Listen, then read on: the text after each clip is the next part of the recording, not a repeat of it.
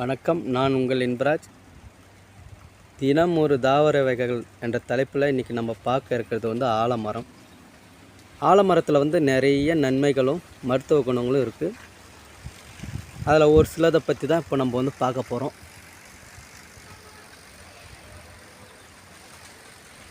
இதோட மருத்துவ குணங்கள், அதாவது இந்த ஆலமரத்தின் பழங்கள் பறவைகளுக்கு உணவாக பயன்படுது. அதுக்கப்புறம் இந்த ஆலம் பழத்தில் மலட்டுத்தன்மையை நீக்கும் தன்மை அதிகமாக இருக்குது, குணங்கள் அதிகமாக இருக்குது அப்படின்னு சொல்லப்படுது. இந்த ஆலம் பழத்தை சாப்பிடுவதன் மூலம் ஆண் பெண் இருவருக்குமே மலட்டுத்தன்மையை நீக்கி உயிரணுக்களை அதிகப்படுத்தும் அப்படின்னு சொல்லப்படுது.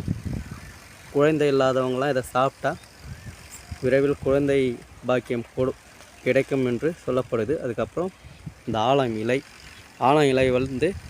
அந்த காலங்களில் வாழை இலைக்கு பதிலாக தையலை தப்பாங்க. இந்த ஆலம் இலையை தையலை தைச்சி படையல் பந்திகளுக்கு பயன்படுத்துவாங்க. இந்த மாதிரி நன்மைகள் இருக்குது இந்த ஆலம் இலையில். அதுக்கப்புறம் இந்த ஆலங்குச்சியில் அந்த காலத்தில் பல் துளைக்க இருக்காங்க. ஆலங்குச்சியில் பல் துளக்குவதன் மூலம் ஈறுகள் உறுதியாகும், பற்கள் உறுதியாகும், பளிச்சின்னு வெண்மைப்படும் அப்படின்னு சொல்லப்படுது. அதுக்கப்புறம் இந்த ஆலமரத்தின் தண்டு வேர், இந்த ஆலமரத்தின் தண்டு வேரின் பட்டைகளை எடுத்து அரைத்து உடம்பின் மேல் பூசி நம்ம குளித்து வருவதன் மூலம் அதாவது அலர்ஜி கட்டி போன்றவெல்லாம் நீங்கும்.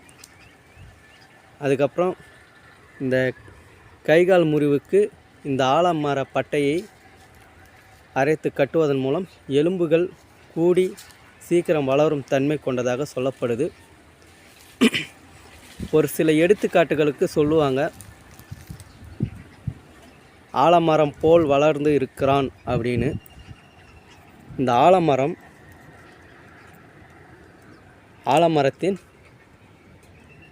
ஆலம் பழத்தில் உள்ள விதைகள் பார்த்திங்கன்னா ரொம்ப சின்னதாக, ஒரு பழத்தில் ஆயிரக்கணக்கான விதைகள் இருக்கும் பாருங்கள்.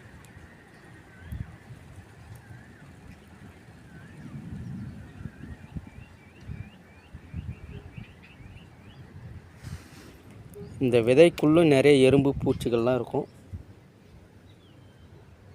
ஆயிரக்கணக்கான விதைகள், இதெல்லாம் விதைகள் பாருங்கள், கிளியராக வரல விதைகள். கடுகு மணியை விட சின்னதாக இருக்கும் இந்த ஆலம் பழத்தின் விதைகள். இந்த ஆலம் மரம் சிறிய விதைகளில்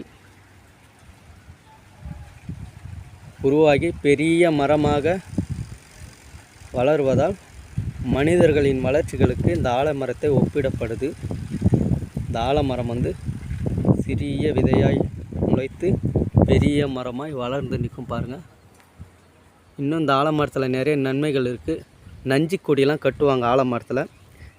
ஆடு மாடுகளுடைய நஞ்சு கொடி கட்டுவாங்க. அந்த நஞ்சுகளை உறிஞ்சி துர்நாற்றங்களை வெளியே அனுப்பாமல் உரியும் தன்மை கொண்டதாக இது சொல்லப்படுது.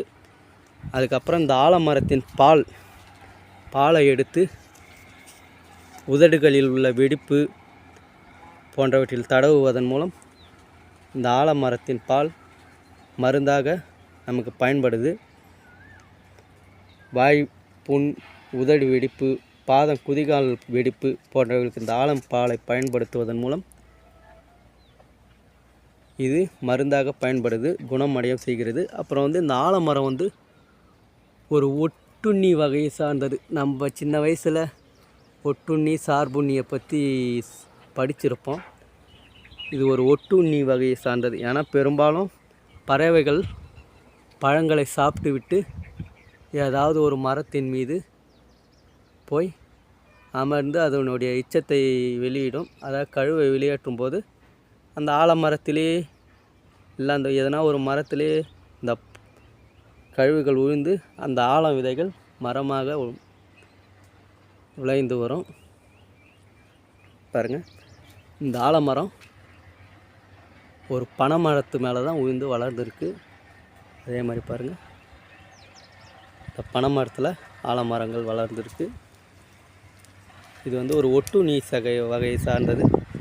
பனைமரத்து மீது வளர்ந்து இந்த பனைமரத்தில் இருக்கும் சத்துக்களை எடுத்து இந்த ஆலமரம் வளரும் தன்மை கொண்டது.